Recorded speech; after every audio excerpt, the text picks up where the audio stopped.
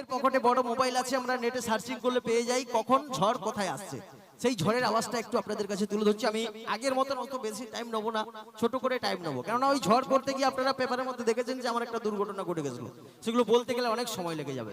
তো যাই হোক, ওই সময়টা আমি এসে যখন কাকদ্বীপে, আমি মেদিনীপুর থেকে প্রোগ্রাম শেষ করে কাকদ্বীপে এসে নেমেছি। আমি অটো ড্রাইভারকে বললাম, দাদা একটু তাড়াতাড়ি আমাকে বাড়িতে পৌঁছে দাও। কত দিতে হবে? বলে, মুন্নাদা তোমাকে লিয়ালে 150 টাকা দিতে হবে। বলে, ভাই আমি একা যাবো, 100 টাকা দেবো, তাড়াতাড়ি ছাড়। তো ওনার অটোতে বসলাম, উনি অটো স্টার্ট দিচ্ছে।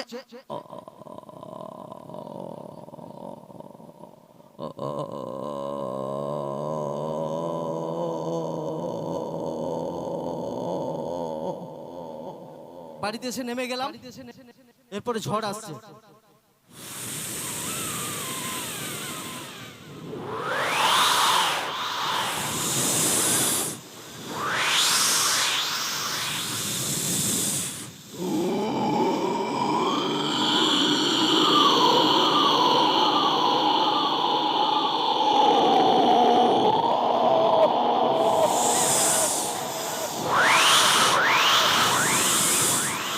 বাচ্চারা পালানো, পালা।